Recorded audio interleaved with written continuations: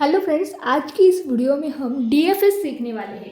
DFS मतलब depth first search. अब BFS हमने पिछली वीडियो में सीखा, आज की वीडियो में हम डीएफएस सीखेंगे। बीएफएस क्या करता था, लेवल बाय लेवल नोड को कवर करते जाता था, लेकिन अब डीएफएस में वैसा नहीं है। डीएफएस जो है वो इनकम्प्लीट रहता है और वो डेप्थ में जाता है, लेवल बाय लेवल वर्क नहीं करता है। तो जान लेते हैं पूरी जानकारी डीएफएस के बारे में। तो दोस्तों ये भी बीएफएस जैसा ही अनइन्फॉर्म सर्च है। अनइन्फॉर्म मतलब क्या, अब ए से बी तक हम जा रहे हैं या फिर बी से हम सी तक जा रहे हैं, तो ए से बी तक जाने में कितना कॉस्ट लगेगा, कितनी वैल्यू लगेगी, ये हमें बताया नहीं होता है। तो आप इसी में भी देख सकते हो, यहाँ पे हमको कुछ भी नहीं बताया, वैल्यू नहीं दी है, पाथ की वैल्यू नहीं दी है। तो यहाँ पे पाथ की वैल्यू, नो पाथ वैल्यू, इसलिए हम इसको कहते हैं अनइन्फॉर्म सर्च टेक्निक है। ये हमको जो है कॉस्ट नहीं देता है, हमको नहीं बताता है कि इस पाथ से उस तक जाने में कितनी कॉस्ट लगेगी, कितनी वैल्यू लगेगी, ये हमें नहीं दिया होता है। अब दूसरा जो है तो वो लिफो मैनर में चलता है, मतलब लास्ट इन फर्स्ट आउट। मतलब हमने स्टैक सीखा था, तो स्टैक जैसा ये वर्क करता है, पुश पॉप ऑपरेशन इसमें परफॉर्म होते हैं। अब मैं आपको एग्जांपल दे देती हूँ। हमारे जो आप ऐसा इमेजिन करो, हमारी जो बादली रहती है, तो हम उसको क्या करते हैं, पहले जो पहले जाता है वो लास्ट में निकलता है, जो पहले जाता है वो लास्ट में निकलता है। उसी तरह लास्ट इन फर्स्ट आउट, जो फर्स्ट आता है यहाँ पे ऊपर जो होगा वो पहले जाएगा, फिर 2 नंबर वाला, फिर 3 नंबर वाला। तो ऐसे ही वर्क करता है, क्योंकि लास्ट में जो होता है वो सबसे नीचे होता है।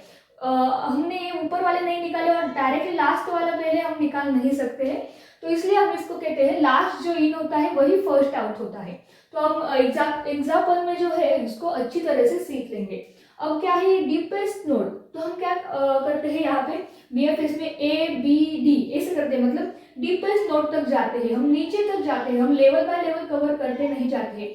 मतलब हम बीएफएस में क्या करते थे, A B C D E F G ऐसा करते थे ना, मतलब हम ए से चले जाते थे। लेकिन अब डीएफएस में हम डीपेस्ट नोड तक जाते हैं।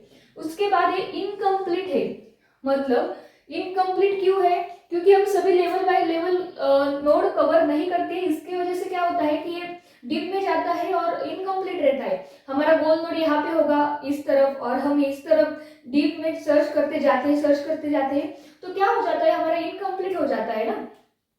इसके बाद ऑप्टिमल है, लेकिन ऑलवेज वो हमको ऑप्टिमल सॉल्यूशन नहीं देता है, not always it is optimal. उसके बाद बैक ट्रैकिंग, डीएफएस क्या करता है, बैक ट्रैकिंग का काम करता है। अब आपको एग्जांपल के थ्रू अच्छी तरह से समझ में आएगा, लेकिन ये पॉइंट्स जो है आपको थ्योरी एग्जाम में भी पूछे जाते हैं। मतलब थ्योरी में आपको सिर्फ एग्जांपल ही नहीं दिया होता है, आप जब एग्जांपल सॉल्व करके ये भी पॉइंट लिखोगे तो आपको आउट ऑफ मार्क्स मिल जाएंगे। लेकिन आप सिर्फ एग्जांपल सॉल्व करोगे तो भी मिल सकते हैं आपको। लेकिन एक प्रोफेशनल तरीका जो हम बोलते हैं ना, उसमें क्या करेंगे आप कि ये एग्जांपल भी सॉल्व करेंगे यहाँ पे, और इसके बाद ये जो पॉइंट्स है वो पॉइंट्स मैंने आपको एक एक वर्ड में बताए हैं, जिससे क्या होगा कि आपको एग्जाम में वो याद आएंगे।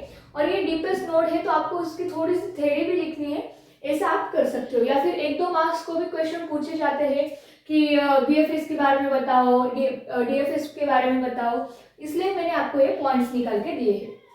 अब हम एक्चुअल डीएफएस सॉल्व करते हैं। तो मैंने क्या बोला आपको, डीएफएस किस तरह रहता है, इस तरह एक बकेट की तरह रहता है डीएफएस।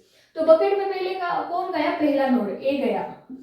तो बकेट में अब ए गया है, तो हमको क्या करना है, पुश पॉप ऑपरेशन इसमें परफॉर्म करना है। अब हमने क्या किया, बकेट में ए को पुश किया, अब हमको ए को पॉप करके लेना है, मतलब ए को निकालना है। अब हमारे बकेट में कौन रहा, कोई भी नहीं रहा। लेकिन हमने क्या किया, ए को निकाला, तो ए के एडजेसेंट नोड कौन से है, सी और बी। सी और बी हमारे ए के एडजेसेंट नोड है। तो हमको क्या करना है, अब बी को निकाल लेना है। अब हमने बी को निकाला, तो बी को निकालने के बाद हमारे बकेट में सिर्फ सी रहा। अब सी रहा, लेकिन बी के कौन से नोड है, डी और ई। तो हमने क्या करना है, पुश करना है डी और ई को बकेट में। डी और ई को बकेट में पुश करने के बाद हमको क्या करना है, अब नेक्स्ट बकेट में हमको ई को पॉप करना है। ई को पॉप करने के बाद हमारे बकेट में बचा सी और डी। अब सी और डी बचा, तो डी को भी हमको पॉप करना है। डी को पॉप करने के बाद हमारे बकेट में सिर्फ बचा सी। अब हम आप बोलोगे कि डी को पॉप करने के बाद एलिमेंट्स क्यों नहीं आए, क्योंकि डी के नीचे एडजेसेंट कोई भी नोड नहीं है, ई के नीचे कोई भी नोड नहीं है, इसलिए हम कोई भी नहीं लिए। ई को पॉप किया लेकिन यहाँ पे कुछ भी एलिमेंट नहीं लिए क्योंकि उनके नीचे एलिमेंट ही नहीं है, इसलिए। अब हमने क्या किया, डी को भी पॉप कर दिया और सी बचा है हमारे यहाँ, तो सी बचा है उसको भी हम पॉप कर देंगे। अब हमारी बकेट जो है वो एम्प्टी हो गई है, लेकिन सी के एडजेसेंट नोड हमको लेने हैं पहले, तो हमने क्या किया, एफ और जी को लिया। अब एफ और जी को लिया, जी को पॉप कर दिया, अब हमारी बकेट में बचा एफ। अब एफ के कोई एडजेसेंट नोड है क्या, नहीं, तो एफ को भी हमने जो पॉप किया और हमारी बकेट पहले जैसी हमें खाली मिली। तो फ्रेंड्स यही हमारा सॉल्यूशन। लेकिन अब ये सॉल्यूशन हम लिखे कैसे ये आपको बताती हूँ। तो डीएफएस और आगे एरो करना है आपको, डीएफएस नाम पूरा लिखना है। अब हम क्या करेंगे, कैसे लिखेंगे, किस ऑर्डर में लिखेंगे, तो ए पहले जो पॉप हुआ उसको लिखेंगे, उसके बाद बी, उसके बाद मतलब जो पॉप होता है ना पहले उसको हमको लिखना पड़ता है। अब आप बोलोगे कि ए होने के बाद बी हुआ फिर सी आएगा क्या, ए बी सी, तो नहीं, सी नहीं आएगा। जो हमारी बकेट है उसमें पॉप जो हुआ है वो आएगा, मतलब पहले पॉप ए हुआ फिर बी हुआ, इसलिए बी लिखा। अब हमको सी नहीं लिखना है डायरेक्टली, हमको ई लिखना है, तो ई लिखा। फिर ई के बाद कौन पॉप हुआ, डी, डी हुआ, उसके बाद सी हुआ, उसके बाद जी और उसके बाद एफ। तो हमारी ऑर्डर जो है वो इस तरह आई है, मतलब हमारा डीएफएस जो है A B E D C G F ऐसा आया है। लेकिन आपके फ्रेंड जब सॉल्व कर रहे होंगे उनका अलग आया तो आप बोलोगे कि मेरा गलत हुआ है क्या, नहीं, इसके मल्टीपल जो है वो आंसर्स आ सकते हैं, क्योंकि हमने अब ए लिया तो आपने उसके बाद आपने यहाँ पे बी लेने के अलावा यहाँ पे सी लिया होता और यहाँ पे बी लिया होता तो आपका आंसर थोड़ा सा अलग आ जाता। तो इस तरह इसका मतलब किसी का भी सेम आंसर्स नहीं आता है, आप कैसे भी करो।